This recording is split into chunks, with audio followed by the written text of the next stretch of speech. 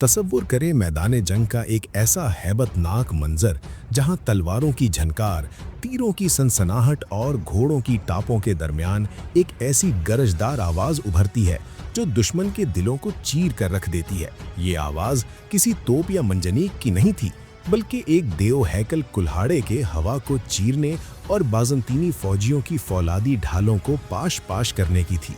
वो एक ऐसा जंगजू था जिसने एक या दो नहीं बल्कि उस्मानी सल्तनत के इब्तदाई 3 अजीम हुक्मरानों का दौर देखा।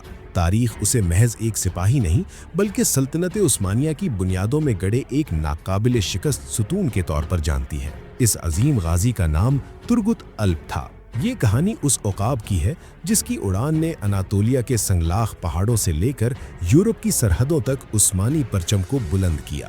तुर्गुत अल्प की दास्तान 13वीं सदी के अवाइल में शुरू होती है, जब काई कबीला मंगोलों के अजाब और सलीबियों की साजिशों से बचने के लिए दर बदर भटक रहा था।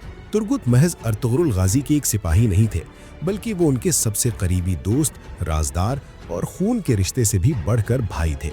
जंग के मैदान में अर्तुगरुल की तलवार और तुर्गुत का कुल्हाड़ा एक साथ उठता था।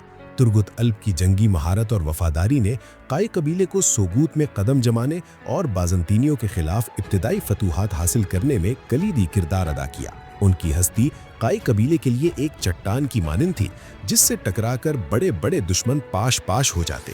तारीखी उस्मानी में सैकड़ों नामवर शमशेर जन और तीरंदाज गुजरे, लेकिन तुर्गुत अल्प की पहचान उनका मशहूर ज़माना हथियार, उनका भारी भरकम कुल्हाड़ा तुर्गुत अल्प बालतासी था।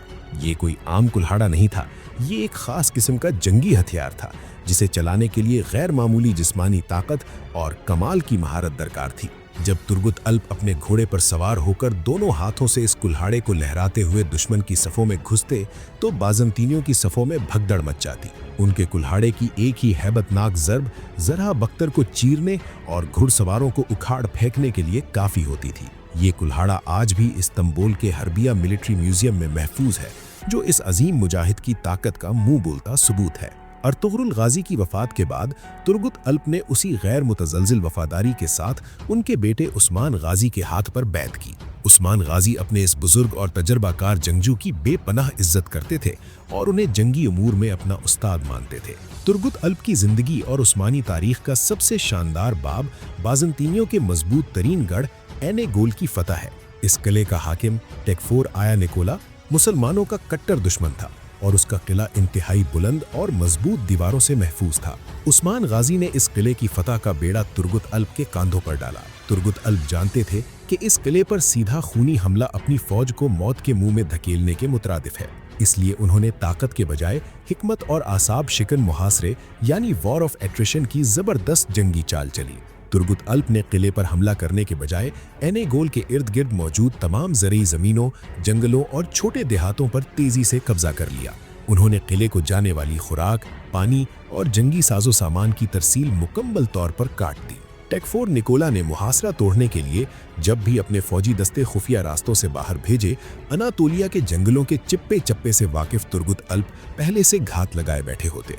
वो अचानक हमला करते, बाज़ंतीनी दस्तों को तहस नहस करते और वापस गायब हो जाते। ये मुहासरा महीनों तक जारी रहा। किले के अंदर खुराक खत्म हुई, बीमारियां फैलीं और दुश्मन फौजियों के हौसले टूट गए। बिलाखिर 1299 में जब दुश्मन अंदर से मुकम्मल तौर पर खोखला हो चुका था, तुर्गुत अल्प ने अपने गाजियों के हमरा किले पर फैसला कुन हमला किया। कमजोर बाज़ंतीनी दस्ते उनके खौफनाक कुल्हाड़े के वार न सह सके। किला फतह हुआ और हमेशा के लिए उस्मानी सल्तनत का हिस्सा बन गया।